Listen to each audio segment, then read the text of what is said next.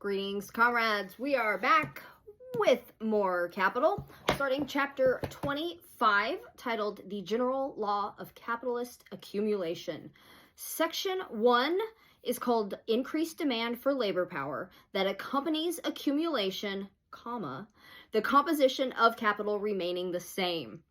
So we're talking about your boss making more money. Capital grows yearly.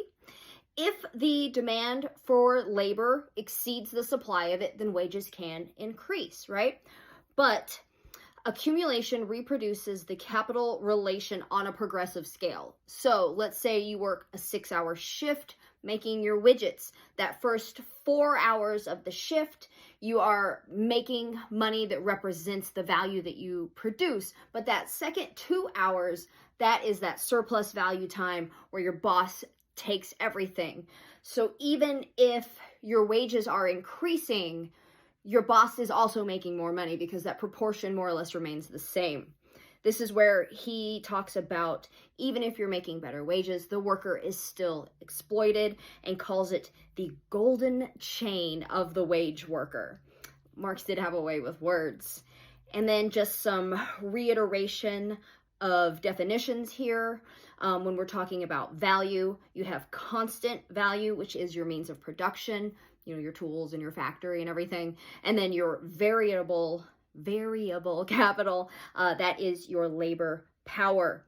Also a little kind of depressing note here, discussion of how laborers, the working class, is dependent on capital for their own products, right? So all of the things that we need as the working class to live, to buy things, we rely on capital to sell them to us, essentially.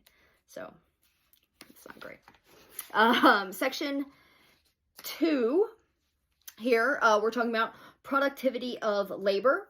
Things that increase productivity of labor are things like new machinery, right? Obviously, technology increases productivity. The division of labor also increases productivity. Rather than making the whole chair, you're just making part of the chair now. And that increases your efficiency and time, or decreases time, increases efficiency. And then raw materials as well can go towards increasing the productivity of labor. Mass wealth is always going to accumulate for the capitalist. That's the whole point of capitalism, is that the person with the money continues to make more money. And we got into a discussion of monopoly capital, which is what we live under nowadays. In Marx's time, we were watching industrialization and capital starting to grow. But now we live in a time where we see all these, they call them acquisitions and mergers, where one company takes over another company, thus consolidating all of that money into fewer and fewer hands, and less of it coming to us. Cheers.